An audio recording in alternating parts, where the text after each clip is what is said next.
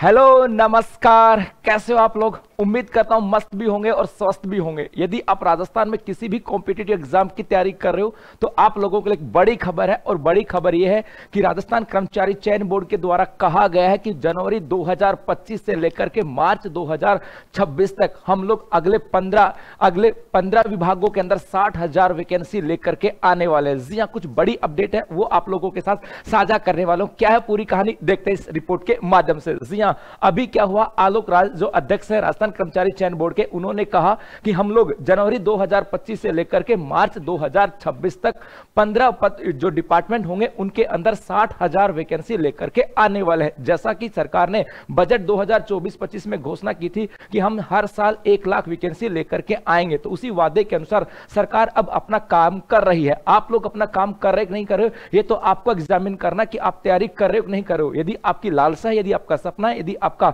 अंदर एक जोश जुनून है सरकारी नौकरी के लिए, तो 100% तैयारी कर रहे होंगे। अदरवाइज बाकी सबकी कतार के अंदर आप भी शामिल हो। लेकिन यहां पर कहा गया, साथ साथ यह भी कहा गया कि यहां पे 60,000 वैकेंसी नहीं होंगी। सबसे खास बात यह थी, कहा गया कि पहली बार भर्ती कैलेंडर में एग्जाम के साथ रिजल्ट की तारीख भी लिखी जाएगी। उन्होंने कहा कि जो हम 60,000 की वैकेंसी लेकर के आ रहे हैं उसके लिए हम लोग एक एग्जाम कैलेंडर को जारी करेंगे। उसमें यह भी कहेंगे कि हमारी विज्ञप्ति इस दिन आएगी, हमारी एग्जाम इस दिन होगा और उसके बाद में हमारा रिजल्ट इस दिन आ जाएगा। अर्थात पूरी प्रोसेस को एक ट्रांसपेरेंट बनाया गया, एक पारदर्शी बनाया गया, ताकि बच्चों के मन में किसी भी प्रकार की कोई शंका नहीं रहे। अब यह कदम कहां से उठाया गया उसकी भी चर्चा करें तो हाल ही के अंदर सीएम के आदेश के बाद वार्षिक कैलेंडर तैयार। अर्थात हुआ क्या था कि सीएम साहब लगातार मंत्रिमंडल की बैठक कर रहे हैं, इसके अलावा विभिन्न विभागों की बैठक कर रहे हैं, और उस बैठक के अंदर बार बार निर्देश दे रहे थे कि जो स्टूडेंट हैं या जो राजस्थान के जो लोग हैं जिन्होंने हमें चुन करके भेजा है, उनकी बड़ी उम्मीदें हम लोगों से, और हमने बजट में कहा भी था कि हमें वैकेंसी लेकर के आनी है।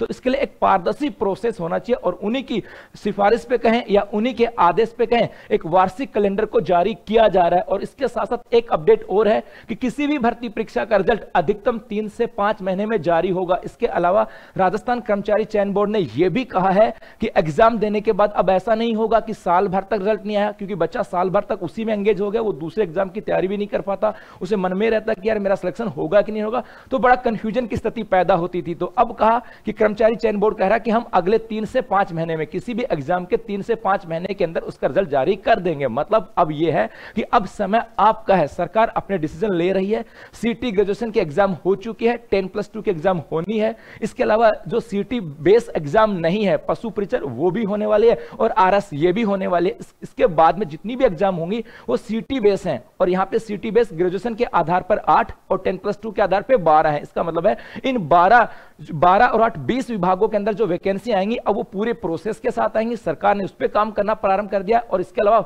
टीचर पात्रता परीक्षा ये भी आपके जनवरी माह के अंदर होने वाली है। तो सरकार ने अपना कार्य प्रारंभ कर दिया है। अब आपकी बारी, देखते हैं कितनी तैयारी अब आपकी है। तो आज के लिए बस इतना सा, धन्यवाद, थैंक यू।